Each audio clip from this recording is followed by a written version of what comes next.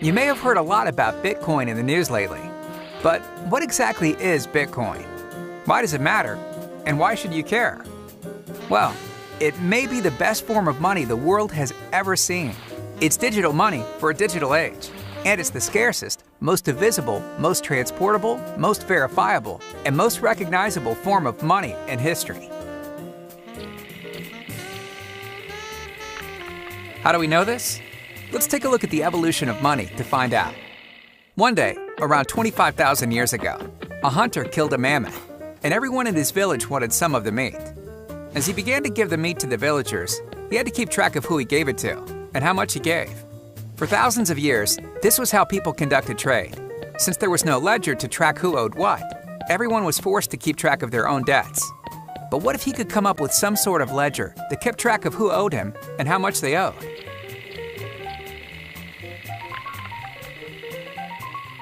From now on, if you want meat, you have to give me stones as a way to keep track of your debt. This was the birth of currency, and it arose not from barter, but as a way to keep track of debt. This new technology was so successful that before long, everybody began using the ledger system because it greatly improved upon keeping track of debts. But eventually, different villages that used different ledgers wanted to engage in trade. Unfortunately, there was one problem preventing this. They needed a universal ledger, something that could serve as a universal form of money so people could interact with others outside their own community. But they couldn't just use anything. To establish a system that would work on a large scale, they had to pick something that was universally scarce, divisible, transportable, durable, recognizable, and fungible.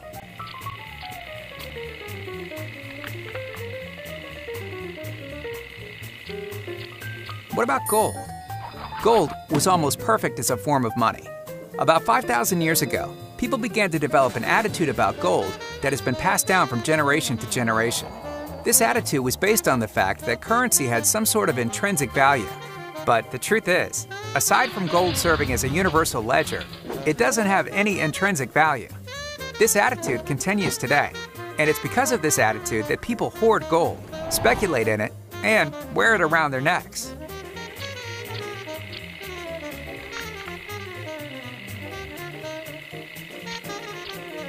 Gold served us well as a currency, but throughout history, people have been constantly seeking to utilize new technology to improve the economic system. Before long, people sought to improve upon gold, and shortly thereafter, banks emerged. For a tidy fee, banks safely stored gold in vaults and circulated paper bills in exchange. Around 40 years ago, we saw yet another development in currency when we decided to start using credit cards and debit cards. Just like previous advances in currency, these advances came about as a way to use new technology to improve our financial system. But in the last 40 years, a lot has happened. Even though we've seen the rise of the internet and an information revolution, our system of money has not reflected these changes and is still rooted in the past.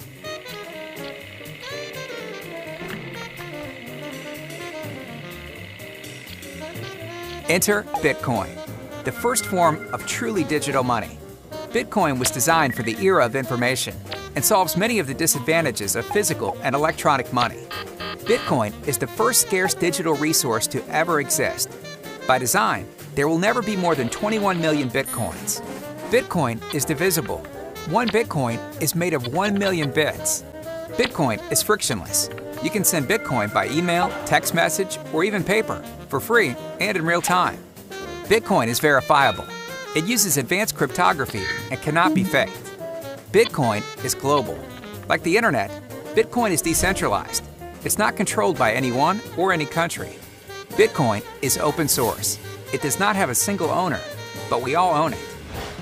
There's a pervasive myth that money exists because the government creates and supports it. But as we've seen over the course of history, money exists because it serves a basic social need. For over 25,000 years, we've utilized the latest advances in technology to improve upon our system.